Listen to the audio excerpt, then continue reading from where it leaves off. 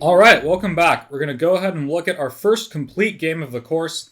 And this is a game where white ends up winning very quickly, largely because black decided not to fight for the center early in the game. The most important thing you can do in the first few moves is to fight for the center of the board.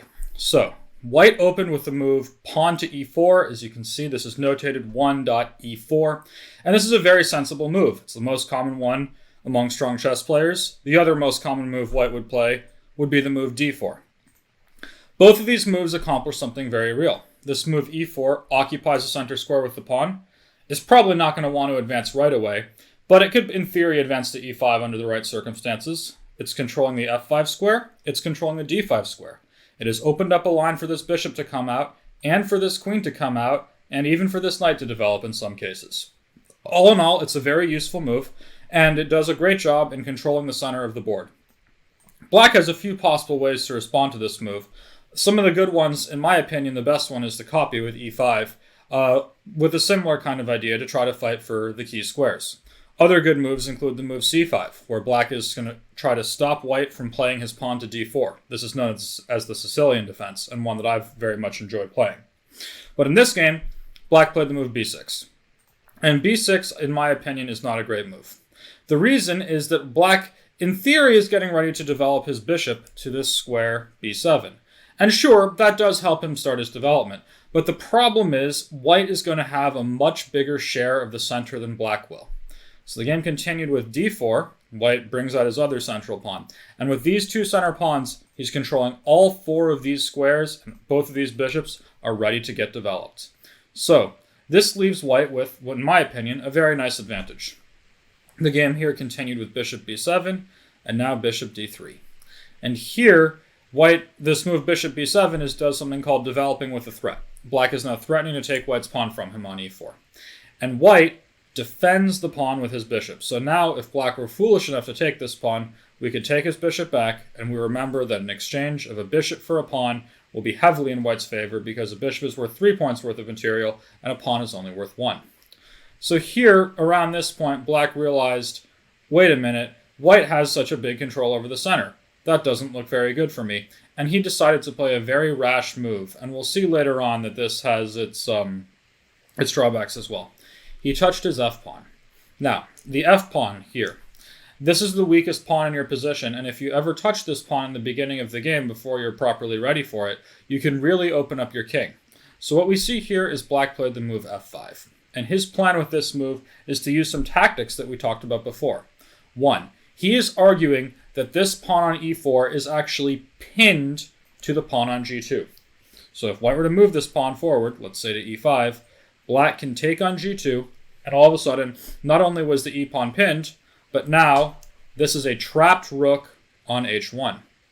Cannot go anywhere, and it's going to get taken. So here it might look like black has a very good chance to fight back because he is pinning white's pawn on e4. And if white were to try to break this pin with maybe, say, d5, to blunt this bishop so that after d takes e4, white can take the pawn back without having to worry about the bishop taking his bishop because the pawn on d5 is in the way, then black is ready to complete his development with knight f6, gaining a tempo by attacking this bishop, and I think black has a pretty reasonable position. But white can be very violent and direct, remembering that a pin is not absolute unless it is actually going for his king. And so what white does here is he takes on f5. Now this is a sacrifice. He understands that after bishop takes g2, that his rook on h1 is trapped and going to get captured. But here we see that black's position has a lot of problems in it, and it mainly stems from two things. 1, the lack of his lack of control over the center means that these pawns were not able to come out very easily, and his bishop is stuck back at home. Furthermore, that means his king has nowhere to run, and because he has lost his f7 pawn, which is the weakest point in the position, white has a way to launch an immediate attack. So what I'd like you to do is pause your videos and think to yourself over, what should white play in this position to put black in bad shape? All right, so one more time, it's your last chance to pause your video. White can play his queen out to h5, and this is nearly checkmate. This king is under attack, and it cannot move. It can't come to f7 because the queen will take it. The only thing black can do is block white's queen with g6, but now following f takes g6, it turns out that white's threats are much bigger than black's. All black was doing was focusing on the side of the board. He focuses on this side by developing his bishop out, and then he's trying to take stuff in the corners, and he wasn't fighting for control of the center. The center is where the king is, and the center is where pieces develop. Here, if black were to play bishop takes rook, what we see is the concept of a discovered attack. We saw that in the section on discovered attacks and tactics. Here, if this pawn were not there, if we just took this pawn off the board somehow like that, white's queen would be attacking black's king, and in fact, this would just be checkmate. The king could not go anywhere. And now white is winning here with checkmate in one move, either by playing g7, opening up this attack to the king because the pawn is no longer there, or g takes h7 is quite good enough as well. This is also checkmate. So, the position all of a sudden looks very difficult for black. He cannot take the rook. So in this game, black played the move knight to f6. His plan is, you know what? This won't be checkmate if you move the pawn anymore, because the knight will take the queen. So for example, if white were to play g7, black can take this queen. It's not checkmate. But even still here, white has a way to deliver checkmate in two moves, taking advantage of the key diagonal. I'd like to give you a minute or two to think it over and decide what you would want to play for white. There's two ways to get a winning position, but one of them is actually just straight checkmate. Alright, so if you want more time, please keep your videos paused. The best way for white to conclude this game is to play g takes h7, and this is a very surprising move, because it seems like, wait, this is a discovered check, but the queen can get taken, so it's not checkmate. Oh no, I've lost my queen. But now we see that this square here has been vacated, and that means that white's bishop can come to g6 and checkmate black's king. As you can see here, the number sign there indicates checkmate. The king is under attack and cannot get away. It turns out this was not even the only winning move. White can also play g7 check to win by material force. And here this is all about counting material. So, following knight takes h5, now we cannot give checkmate on g6 anymore because this pawn on h7 will take our bishop. But what we can do is count material. So what's happened right now is so far, white has taken two of black's pawns, and black has taken one of white's pawns, and white's queen. That seems like really bad news. We've lost our queen for just a pawn. But remember that rule. If a pawn can reach the last rank, it can become a queen. So what white can do is take black's rook, that's taking 5 points of material, and turn his pawn back into a queen, getting his queen back. And at this point, if we're to count material, both sides have lost 2 pawns, but black has also lost a rook. Now black could take the rook back, and here material has been equalized, but after the move queen takes h7, white is completely winning because he has numerous threats, the simplest being queen takes h5, bishop to g6, and queen to g6. Any one of these moves would be checkmate. Black must stop that from happening. The only thing he can do is try to run with his king somehow, but if he does, let's say he were to play queen c8 to evacuate the d8 square for his king to run to, white can take black's knight, and if we count the pieces here, at the end of all these exchanges, white ended up with an extra knight and an extra pawn, and that is more than enough to win the game. So, this should show what can happen to you if you fight for the side of the board rather than fight for the center of the board at the beginning of the game. Black was ill-advised to open up his king so early. He was ill-advised not to occupy the center with his pawns, and white played a model game showing how to punish this kind of improper play. Thanks very much for watching, and I will see you for the next lesson.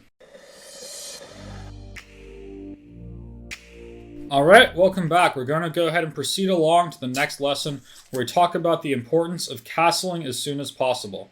And I want to take a journey down memory lane because we're going to look at the first tournament chess game that I ever played that was put into a database. I believe I played a couple games before, but that was long before I had my score sheets or anything like that. And this is if you look up my games in the chess-based database, this will be the first game that you find from when I was about 11 years old, playing in the state championship for kindergarten through 6th grade in California.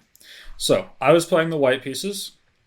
I started with the move e4, and after e5, I played knight to f3. We've seen this move before. White develops with a threat to this pawn on e5. So black plays knight to f6, counterattacking the pawn on e4. This is called the Petrov defense, and we've discussed this before. As I mentioned earlier on in the course, white's best move is to play knight takes pawn on e5, and then after pawn to d6, attacking this knight, white must retreat it, and following knight takes e4, the position is interesting and white might have chances for a small advantage. Of course, I didn't know any of that at the time. All I did was develop my pieces with the move bishop to c4. And with this move, I brought out my bishop, and I was looking to laser down on the weakest point in black's position. And my opponent took this pawn on e4, understanding that that makes sense to go grab that pawn. And here I decided to play a very aggressive move. If I were to take this pawn back on e5, it looks like the position is sort of suspicious for black, because this pawn on f7 is under attack from my bishop and from my knight. But the problem is black is going to be able to strike back in the center with the counter thrust d5. This blocks my bishop's access to the f7 pawn, counterattacks it as well, with a gain of tempo, forcing me to move this bishop and lose some time, and the pawn is defended. I cannot take this pawn, so then black's queen will take me. So I realized that, and I played a very aggressive move here instead, knight to c3. And my point with this move was I'm going to challenge this knight on e4, threaten to attack it, and I've also stopped black from playing d5. Because if black were to play d5 now, we see that I actually have two pieces attacking this square instead of one. So following bishop takes d5, black would not be able to take my bishop, because then knight takes d5 would come, and I would take his queen. So black could take my knight instead, aiming to remove the guard. And here I'd like you to pause your video and think, white should take this knight back, but which pawn should he take with? All right, so your last chance to pause the video. White needs to take this pawn back with the d pawn. Strategically, this is a good idea because it opens up this bishop for development, but tactically it's also very important that it opens this queen to defend my bishop. Had I taken with the b pawn, I would lose my bishop here on d5. But because I take with the d pawn, the bishop is now defended and black cannot take it, as there will follow queen takes d5 back. Now, black's best move in this position, I believe, was to ignore the threat to this knight and instead play knight to c6. This defends the pawn on e5, and in the event of knight takes e4, black can use a fork. We have seen this before. This is called the fork trick variation. And after d5, black has lost a knight for a pawn, but because of this fork to the bishop and the knight, he will promptly take back one of these pieces, and he retains a good position. Of course, I was just a kid, and my opponent was just a kid, and we didn't know that at the time. But the most interesting part of this game comes here. After knight takes c3 and d takes c3, when we consider this position, black has one extra pawn. I have lost this e2 pawn, I went to e4 and got captured, and black still has all 8 of his pawns. So you'd think that black should have an advantage. But we also should note that white has a big lead in development. Because this bishop is now open to come out, this bishop is already out, this knight is out, and all of black's pieces are still in the back row. Black here needed to understand the importance of castling as soon as possible, particularly when dealing with this concept that this pawn on f7 is the weakest point in the position and white is ready to gang up on it. Black should have played the move bishop to e7. And after this move, I will take back my pawn on e5 to equalize material, but black will castle to safety, keeping this pawn nice and safe, and his next move will be d6, attacking the knight, forcing it backwards, and continuing development. For example, if I were to castle back, after d6 and my knight retreats and black's knight comes out, I think black has a fine position because he's gotten all of his pieces out without anything bad happening to him. Castling was the way out. But instead here, black got greedy and played the move d6, which aims to preserve this pawn on e5, trying to keep the extra pawn, and then get castled next. Now, if I were to be nonchalant and slow with something like castle, and black went bishop e7, and I played, I don't know, some random move, bishop to e3 to accelerate development, and black castled back, then black will have castled to safety and preserved his extra pawn. But that's not what happened. Here I realized that f7 was the weakest point in the position, and I slammed in with knight g5, immediately attacking this pawn before black could get himself castled and save it. And now the weakest point in the position is under tremendous pressure. So, after some thought, my opponent played bishop e6, which is a very sad move, but it's one that black has to play. White now can win back his lost pawn very easily by taking twice on e6. For example, if white were to take this bishop and then take again, here white is equalized material and should have a nice advantage because this bishop on e6 controls both g8 and c8, which means it will be very hard for black to get himself castled. But I had seen something even better. I played bishop takes bishop, pawn takes, and now I could play knight takes e6, but I found a much more aggressive move here that I think really puts black in very bad shape. So I'd like everyone to pause their videos, take some time, and see if you can find a really aggressive move here that will put black out of his misery sooner rather than later. All right. This is your last chance to pause your videos. The move I played was queen f3, and this sees a fork. We've already talked about this tactical idea before. White is threatening checkmate on f7.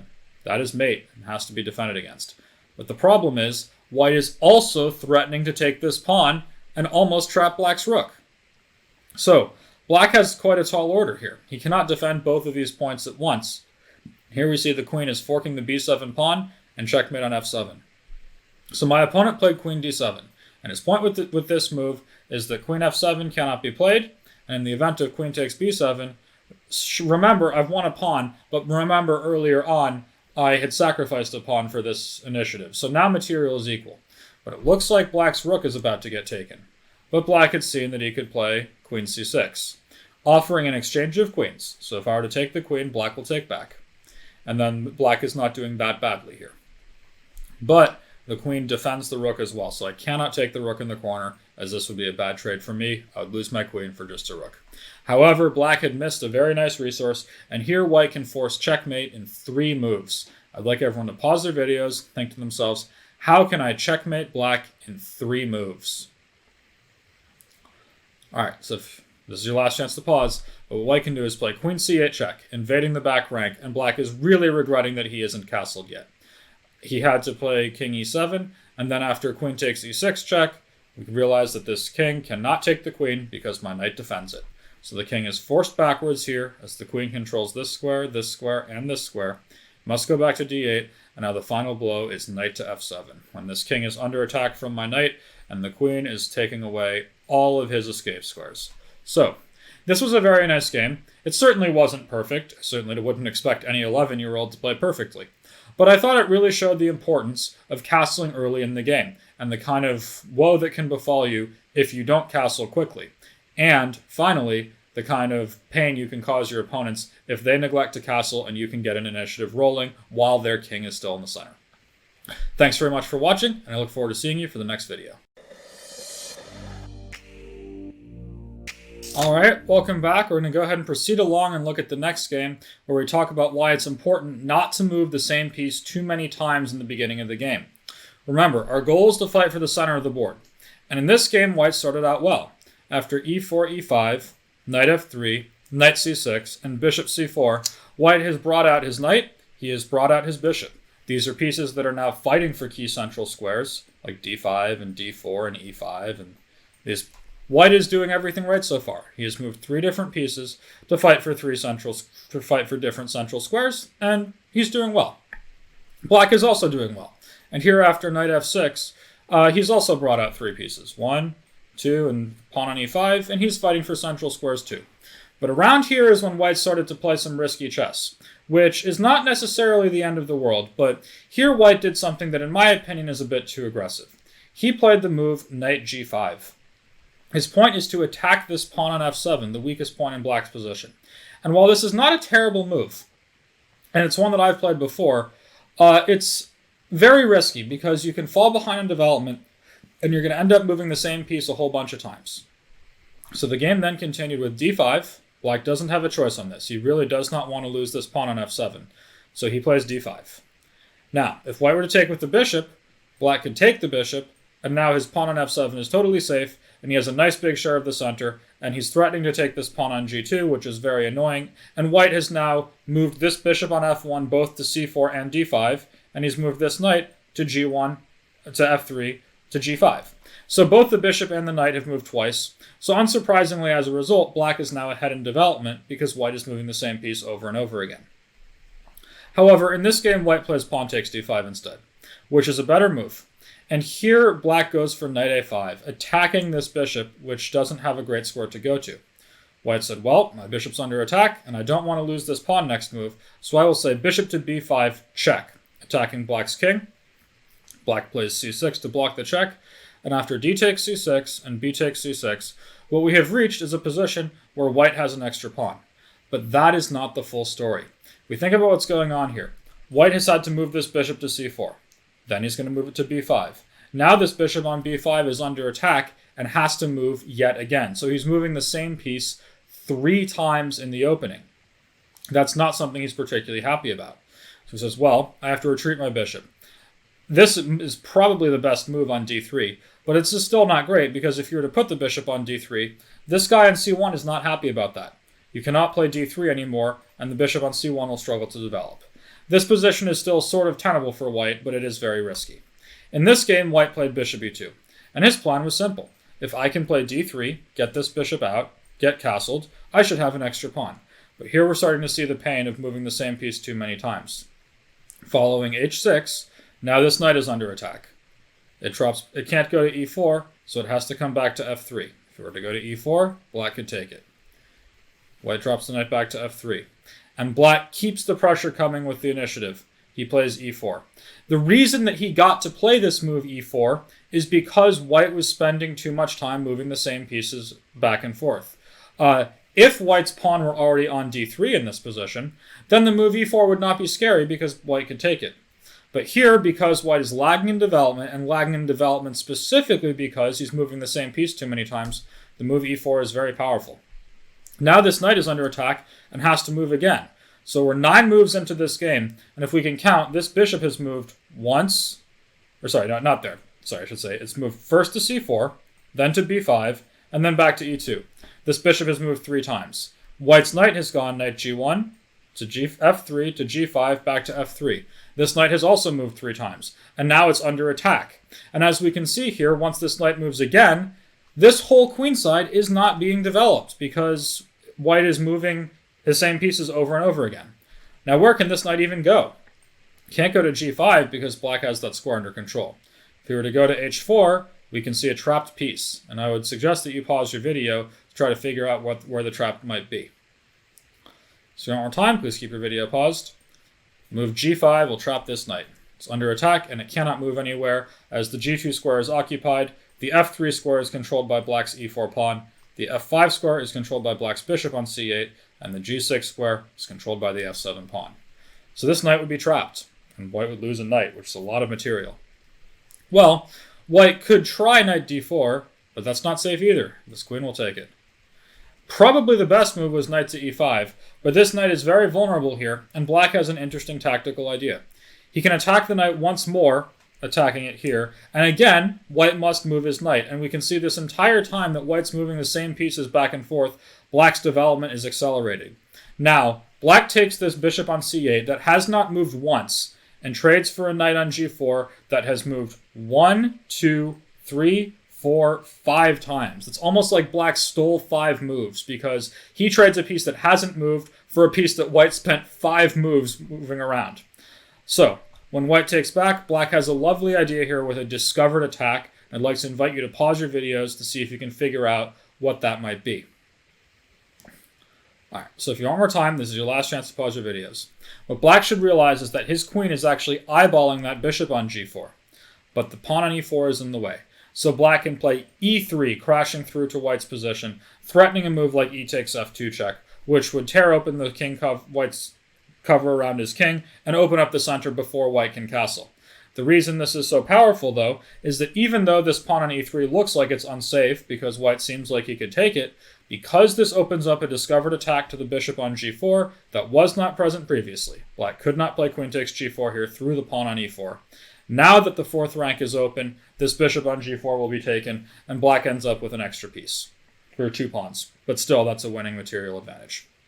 So, in this game, white realized that would be a problem and brought the knight all the way back home. But what we're seeing here is, again, bishop c4 to b5 to e2 is 3 moves. Knight g1 to f3 to g5 to f3 to g1 is 4 moves, and it's still on its starting square. White is falling badly behind in development because he's moving the same pieces over and over again. And now black plays bishop c5, lasering down on this f2 pawn. If black were allowed to move again, the move queen d4 would be crushing. As we can see in this game, white ignored the threat and played the move knight c3. And following queen d4, there is absolutely nothing white can do about this pawn being taken with checkmate to follow. And the whole problem was that he fell so far behind in development that moves like d3 and bishop e3, these are moves that white would need to be able to play to kick black's queen out of there. But white can't do that because he's fallen so far behind in development.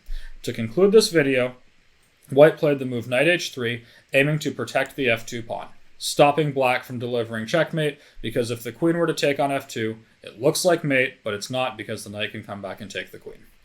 What should black play in this position to finish the game off? Pause your videos, take some time, see if you can figure out what he should do. All right. So if you want more time, this is your last chance to pause your video. Black can remove the knight on h3. Again, it seems like an unfair trade. We're trading a piece that hasn't moved yet for now a piece for white that moved 1, 2, 3, 4, 5 times. That shows why white is falling so far behind in development. Once that knight is removed from the board, at this point white is unable to capture the bishop back because the defender to f2 has been removed. Queen takes f2 is a checkmate threat, and if white were to take this bishop, he will be mated on the f2 square.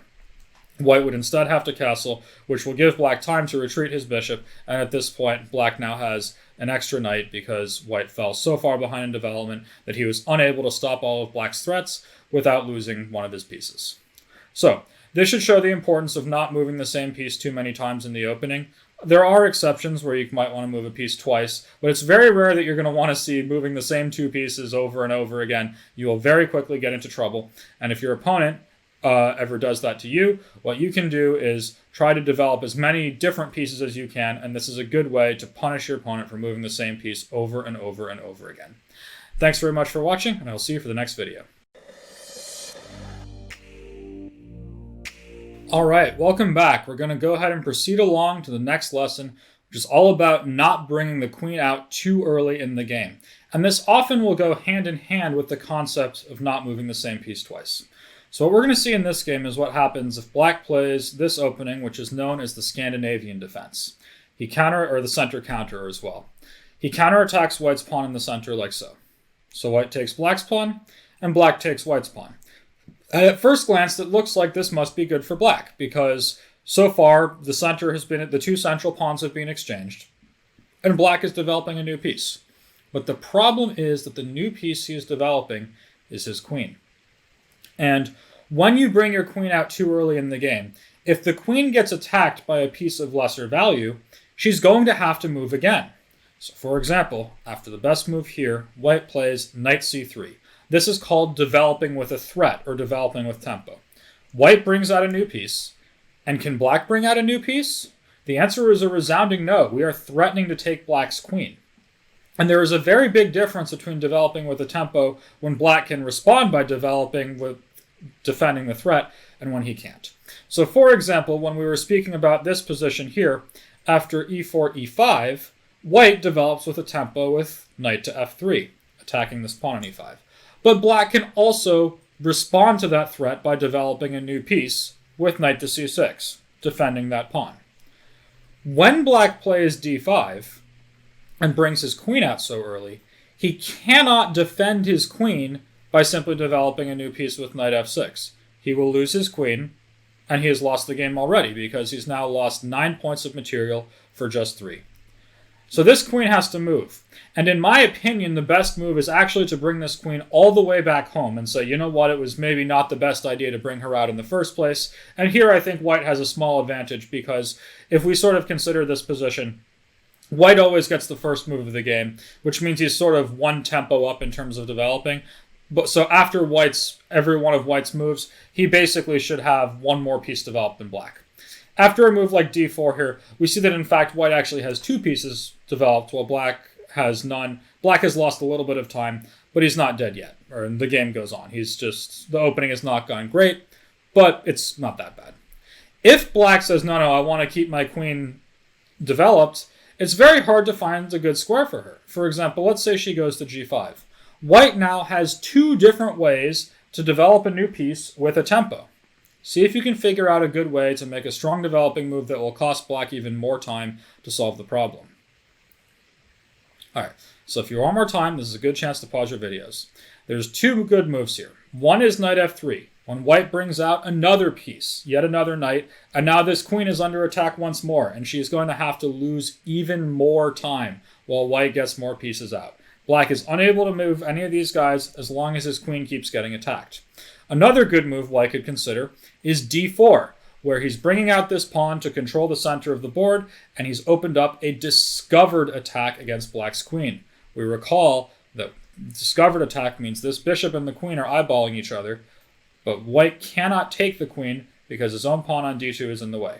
If white plays d4, now the bishop is attacking the queen once more. So this queen is really losing a lot of time. In this game, black played the move queen to a5, where the queen is in theory reasonably safe. It's hard to see how white will bring out another piece with a gain of tempo, but it turns out it's not impossible. So white starts with the move d4. This makes a lot of sense, and after knight f6, white plays the move bishop d2. And with this move, white is developing a new piece, also with a potential discovery. This queen is now, in theory, under attack, and if white's knight were to move out of the way, she could start to be really vulnerable. So this game continues with bishop f5, and white plays bishop c4. And here white has a very nefarious threat. So let's imagine black were to continue along with normal development and is oblivious to what is about to happen to him. See if you can figure out a way for white to use a discovered attack and a fork to win material and win the game almost immediately. All right, so if you want more time, this is your last chance to pause your video. What white can do is move this knight to the d5 square. And the point is, this is a discovered attack, made possible by black's queen being out here on a vulnerable square where she's coming under fire. Black would like to take this knight on d5, pointing out that, hey, I took your knight, and if you take my knight, I will take your bishop. And here black ends up with a piece ahead. But the problem is, because this bishop on d2 is eyeballing the queen on a5, as soon as the knight moves away, bishop takes queen becomes a very real threat. So, with the queen under attack, black must defend against that threat. And it turns out this queen is actually very short on squares. She is almost trapped. We consider the queen can't go here, the bishop will take her. If the queen goes here, the bishop will take her. If the queen goes here, the pawn will take her. If the queen takes the knight, the bishop will take her. Can't come here because the bishop will take. Can't come here because the bishop, knight, or pawn will take. Can't take white's bishop because the bishop is defended by both the queen and the king. This queen is really running short on squares. In fact, the only safe square she can go to is a4. And now we see that white can win material with a well-timed fork. Here, the best move is knight takes c7 check when he has brought this knight up to d5 and c7 to take this pawn. This is a fork because he attacks black's king and his rook in the corner, which means that black is going to lose that rook. This all became possible because black developed his queen too early in the game and made her vulnerable to a tactic before he could finish his development. So, after knight d5, there's nowhere for the queen to go. He can't avoid this, and this is coming. You might be tempted to say, well, what about knight b5, which also attacks the queen and this pawn? But this is less effective because after queen b6, black has access to this very lovely square on b6 where he is still defending the pawn on c7. If you compare that to the move knight d5, black would like to play queen b6 here to keep this pawn safe, would be defending it, but the queen cannot come there because the knight on d5 is on a superior square and the queen will get captured for just the knight. Following queen a4, knight takes c7 check, and now say black were to play king d7. Here white should be at least a little bit careful. If he were to take this rook too hastily, now black will take white's bishop. And while a rook and pawn for a bishop is obviously a good trade for white, this position is not so clear because black has a big lead in development. Now a move like knight takes d4 is a big threat, and perhaps most importantly, this knight on the corner is trapped. And if black can play something like e6 and then bring his bishop out to a square like d6, the knight in the corner will be lost. So this is not so easy. What white should instead do is play a Zwischenzug, which in German is in-between move. It's a common theme in chess and one that you might want to remember. An in-between move means we're going to take this rook, but we're going to do something else first. I very much like the move b3. This attacks black's queen while also defending white's bishop. So now black is in a tough spot. His queen is his most valuable piece, and it's worth 9 points. So he can't do something like, for example, take the bishop, and then after b takes c4, king takes c7. If we count what just happened here, black will have traded his queen worth 9 points for these two pieces worth 6 points, and that's a losing trade. But if black saves his queen with queen to a3, now and only now, white is going to go ahead and take this rook in the corner. And he does so without losing his bishop, and he has won 6 points worth of material and has a completely winning position. So, black doesn't need to die this badly. He can play the move c6, and with this move he's hoping to tuck his queen back on d8 and get her back to safety. This is black's only way to maintain a tenable position. Even here, after something like knight d5, queen d8, knight takes f6 check, white has a nice advantage, in no small part because black has now spent 1, 2, 3 moves with the queen because she was under attack. We've already know that it's not ideal to move the same piece twice, but black simply did not have a choice because the threats to the queen were too powerful. He's now moved the same piece 3 times, and additionally he had to play the move c6 in order to save his queen, which not only doesn't help him develop, but it even clogs this knight from developing to its best square. So at this point, black is not dead yet, but white has a clear advantage thanks to his lead in development. This shows why it's a bad idea to bring your queen out too early in the game, because she can be a target for your opponent to develop their pieces very quickly, all with tempo while the queen gets mercilessly booted around. And if you ever see your opponent bring your queen out too early in the game, look for ways to develop your pieces that attack your opponent's queen and force them to lose time while you complete development. Thanks very much for watching, and I'll see you for the next lesson. Alright, welcome back. We're going to go ahead and proceed along about the next lesson, which is all about not touching the f-pawn too early. And we've already seen a previous game from a couple lessons before where black touched his f-pawn early in the game because when he wasn't fighting for the center. And here we saw that despite the trapped rook in the corner, white could go ahead and take this pawn and then give queen h5 check when black's position collapses. But this is far from the only position or the only game where touching the f-pawn can really cause some damage to your position. So for example, imagine the game started with the moves d4, knight f6, knight d2, and now black sacrificed the pawn with the move e5. Now, this is not a great move. White can take the pawn, and now black is forced to move his knight again. And here, this pawn on e5 is under attack from black's knight. How are we going to defend it? Well, we could move the f-pawn, but this would be a big mistake because it creates a lot of weaknesses in white's position. And in fact, black has a move here that wins the game immediately using the concept of a trapped piece. So I'd like you guys to pause your videos and see if you can figure out how can we trap one of white's pieces and take advantage of white moving his f-pawn too soon. Alright, so if you want more time, pause your videos. The best move is knight to e3 when this queen is trapped. She is attacked by the knight, she is smothered, has nowhere to go, and white is seriously regretting having his pawn on f2 move forward, as had his pawn remained on f2, the knight would not have been able to go to e3.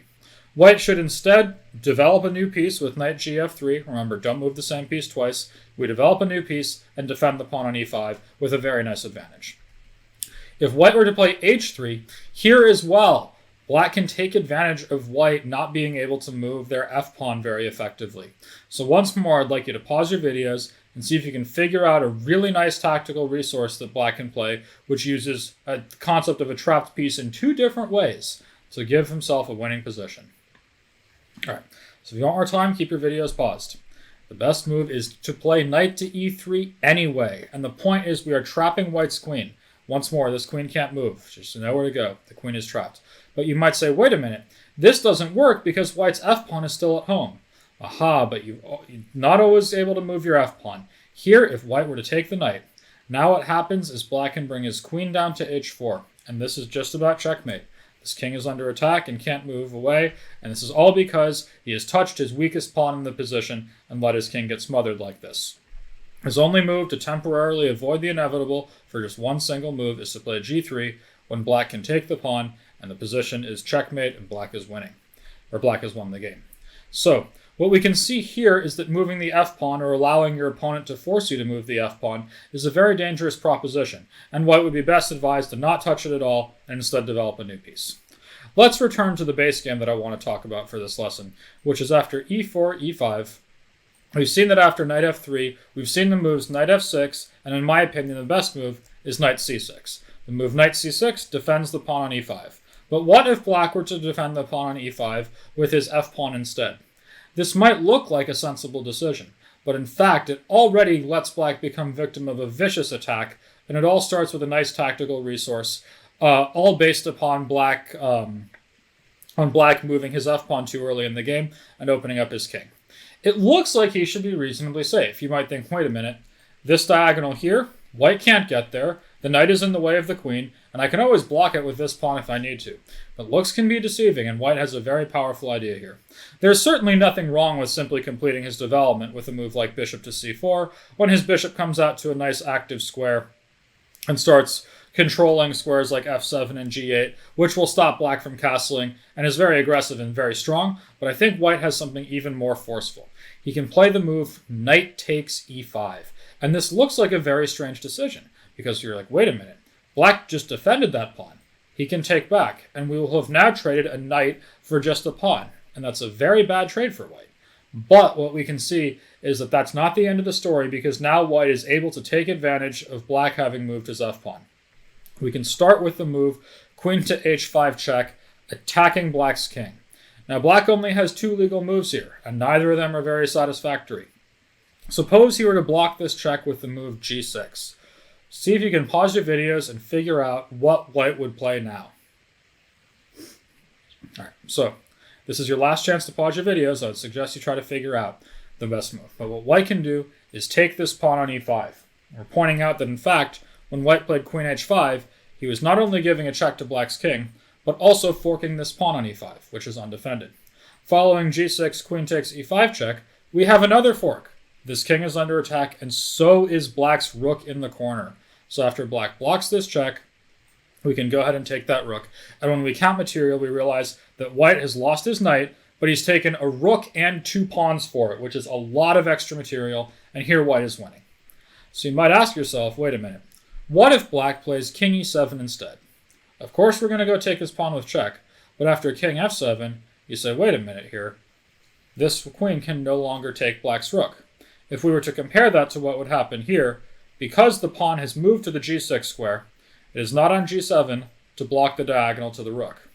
But when black plays king e7, after queen takes e5 check and king f7, this pawn is still on g7 and the rook cannot be taken. Now, that means that white can't immediately go equalize material, but what he can do is launch a vicious attack, pointing out that black is wandering around with his king rather than developing his pieces, and this all stems from his decision to play f6 on the second move. See if you can pause your videos and think about a good way for white to continue the attack while bringing out a new piece with tempo. Alright, so if you want more time, keep your videos paused. What white should do here is play the move bishop to c4 check. He's got his queen to this nice dangerous central post, but the queen will not be able to give checkmate alone. She will need help from white's other pieces to try to chase this king around the board. And white now brings out another piece while checking black's king.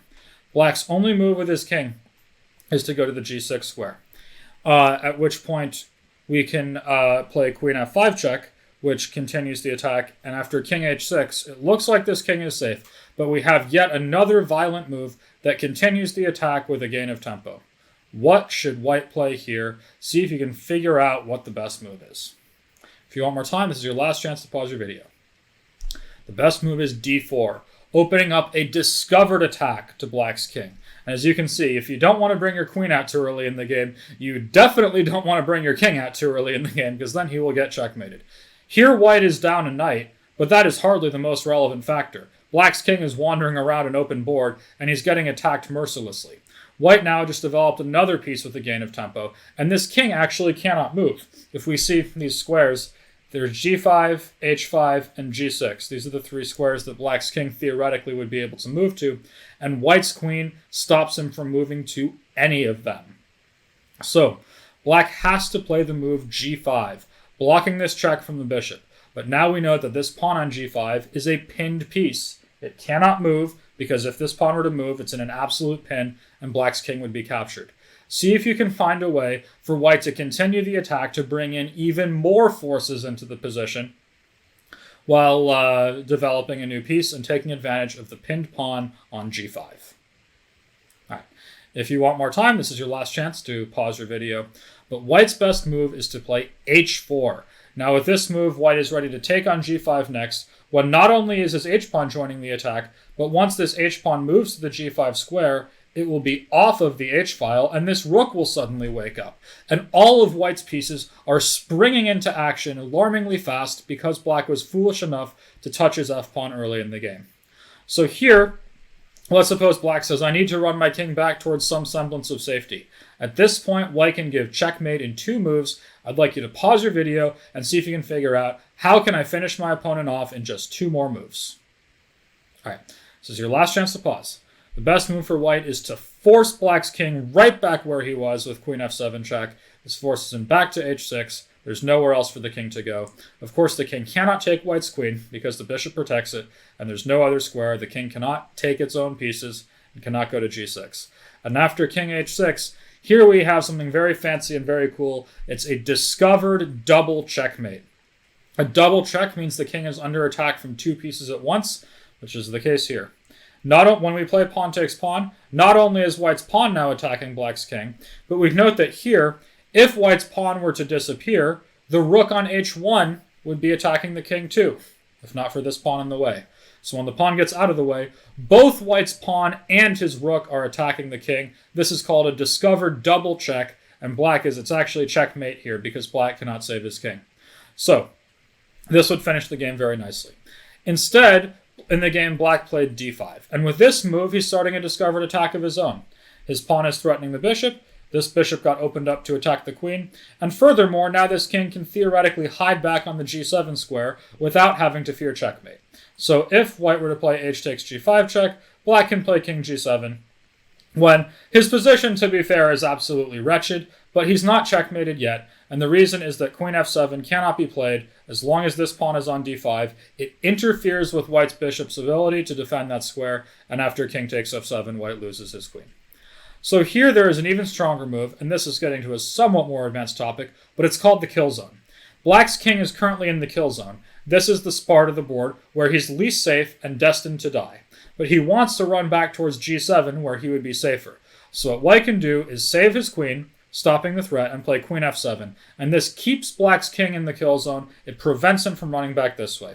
Black's king now has no squares that he can go to, and there's absolutely nothing he can do about h takes g5 check coming on the next move to finish off the game, leading to a very quick checkmate. Returning to earlier on here, in this game here, black understood that this was a bad idea and said, gee, I can't take that knight. But if I don't take the knight, what am I going to do? I'm already down a pawn and I've moved my f-pawn. So black plays queen e7. And his point with this move is this is a skewer. This knight is now under attack for real, because if we were to try to ignore the threat, now f takes e5 really will happen, because this check doesn't work as well. After g6, we can't take e5 and fork the rook and the king, because black's queen is in the way, and after queen takes e5, black can trade the queens to save his rook, and here black will remain with an extra pawn.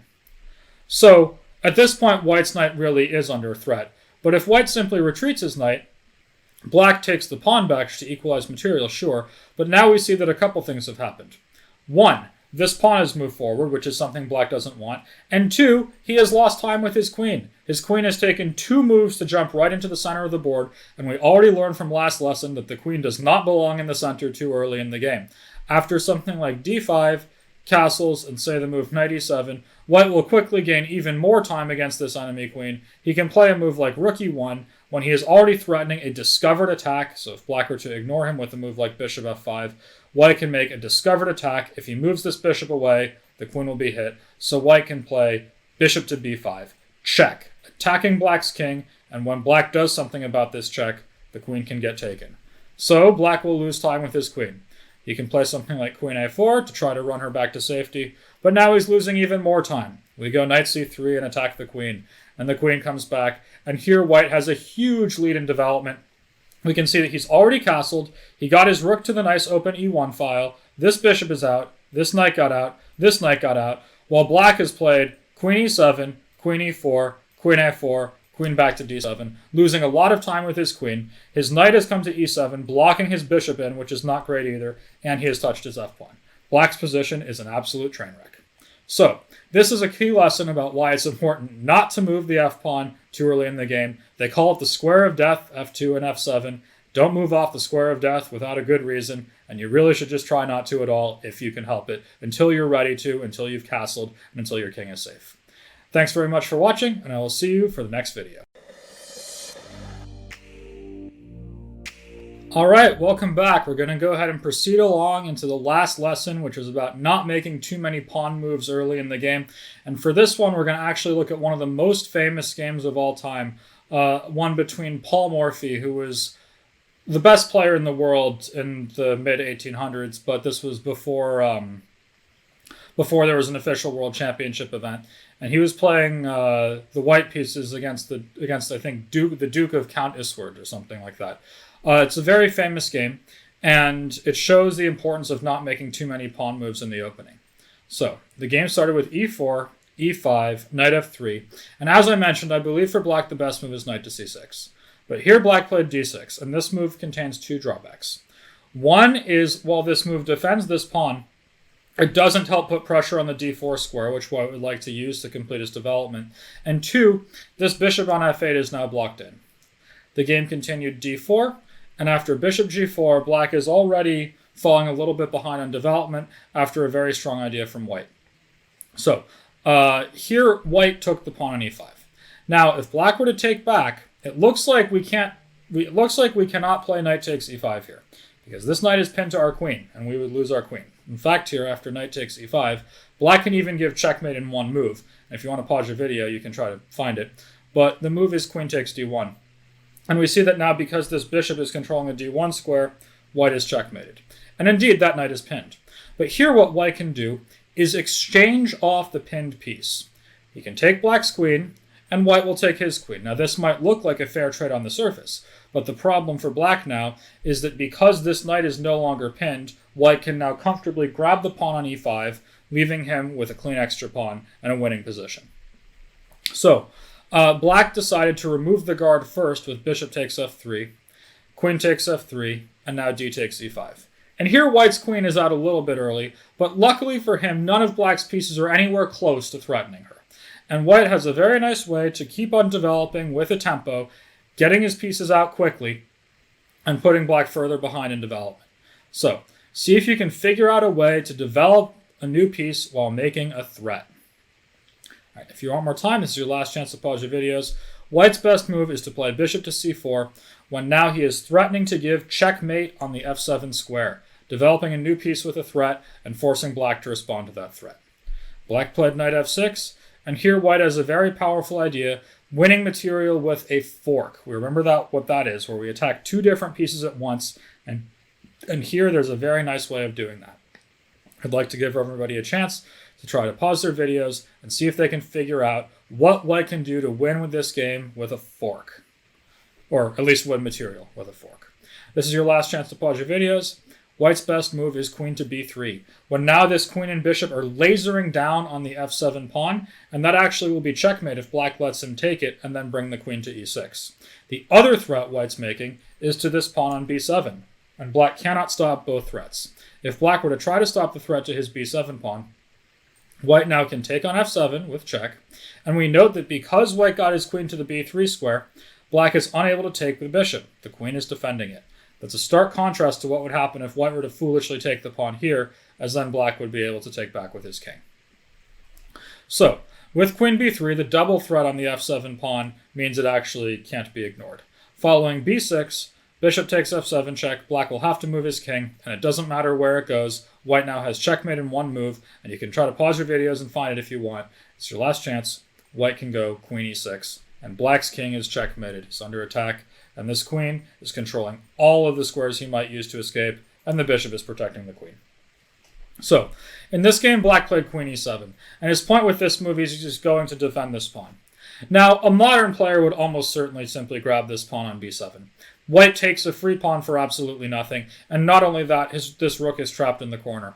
Morphy probably disliked that after queen b4 check, black would be able to force the queens off the board, but this doesn't help, as after queen takes b4 and bishop takes b4 check, white can play the move c3, attacking this bishop, which means that black will not have time to take this hanging pawn, and once this bishop retreats, let's say white defends the pawn, he has one pawn up and a completely winning position. I'm sure a modern player would play this way, but in the more romantic times, they didn't really believe in endgames so much, and here Morphy played knight c3, and there's nothing wrong with this move either. So white now is threatening to take this pawn next move, so if black were to do something silly like this, now when we take this pawn, when black brings his queen here, it is not check.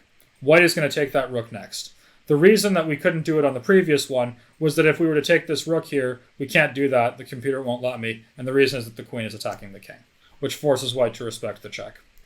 Following knight c3, now if black were to ignore this pawn on b7, now queen b4 is no longer check, and white can go ahead and take the rook, which would leave him a rook up. So black decided to save himself with c6. This means the queen now defends the pawn on b7 as well as f7. But after bishop g5, black's position is still very difficult. And the reason is that he cannot easily complete his development. His queen is totally in the way. What he would love to do is get castled. That would get his king to safety, and it would protect his f7 pawn. But the problem is, how can he castle when his bishop can't develop? The queen is in the way, but he can't get his queen out of the way because then he would lose his pawn on f7 or on b7. The queen is important defending these two pawns. Well, what about developing this knight? You can't do that either because if you move this knight out, now this pawn on b7 can get taken because the queen is no longer able to defend it since the knight on d7 is in the way. So, in this game, black played the move b5, which was an understandable decision. He wants to place this pawn on a square where it's defended by another pawn. This will free his queen from her passive duties and be able to, for example, if white retreats the bishop, now black could play a move like queen b4 without having to fear this bishop on c4 taking on f7 because the bishop is gone. But additionally, kicking that bishop off of the c4 square is nice. And additionally, now this pawn is no longer hanging on b7, requiring black's most valuable piece to protect it. But here black is making too many pawn moves and falling too far behind in development, and Morphy was able to quickly capitalize, and he sacrificed his knight on b5. Now on the surface, this is a bad trade, as after c takes b5 and bishop takes b5 check, white has now lost 2 pawns for a knight. But as we can see, this king is now under attack. These pieces are stuck undeveloped because black has been making too many pawn moves, and it's hard for black to save his king. So, he tried knight bd7 to block the check. And now we remember the rules about castling. The king can move 2 squares towards a rook, and the rook can jump over it. Think to yourself, which side of the board is it better for white to castle on? The king side or the queen side? Do we want to move the king this way, or do we want to move him this way? I'd suggest pausing your videos and thinking it over. It's your last chance to do so. I'm going to go over the answer. The best move is to castle queenside. And the reason is, we think not only just about the king, but also about the rook. Honestly, I think white's king is totally safe here. No problems for him whatsoever. But he's also totally safe here, on the other side of the board. There's no problems here whatsoever either. The difference is, when we castle on the king side like this, we have brought our rook to the f1 square, which I guess is nice, but is not wildly special. The rook is still stuck behind its own pawn, and it will have to move again to complete its development. While, if we castle queenside, this rook now has come to this square, which is already on an open file, and in fact, white is ready to crash through and take that knight on d7 next. So black tried to protect it with rook d8. And here we see that we're piling up on this piece. This knight is pinned to black's king, and we want to bring more pieces in to attack it. So what white does is first he takes the knight, and then after rook takes back, he doesn't take this rook right away. Then black would break the pin. But now this rook is pinned, and we want to bring another attacker to go attack that rook. What should white play here? To give yourself a second to think how white should proceed in this position. All right, so if you want more time, this is the best chance to pause your video. What white should do is take his last piece, this last one that hasn't done anything active yet this game, and bring it to the d1 square, attacking black's rook, and pointing out that black cannot take his rook, as then his king would be under attack. His king will get taken and lose. That's an illegal move. So, now that this rook on d7 is under attack, all white has to do is take this knight next, and then the rook will lack its final defender. After queen e6, Morphy found a very beautiful way to finish the game. I'm sure a modern player would just look very prosaically at a move like bishop takes f6, simply removing this knight and getting ready to take that rook next, when black is still horribly behind in development and will have 2 pawns less. For example, if g takes f6, white can play bishop takes d7, he's now won his rook back, he's attacking black's king and black's queen, and when black takes this bishop and we take the queen, if we count the pieces, we lost our bishop and our rook on these squares, and he lost his queen. That's 9 points versus 8. That's a winning material advantage for white. Plus, white has already taken 2 pawns before any of this went down. That would be easy enough, but Morphy found an absolutely beautiful way to finish the game instead. He instead took this rook right away. And it might seem like a bad idea, because now you'd say, wait a minute, black can take back with the knight. And when he takes with the knight, he was able to use this piece. We should have removed that knight first so that he couldn't take our bishop.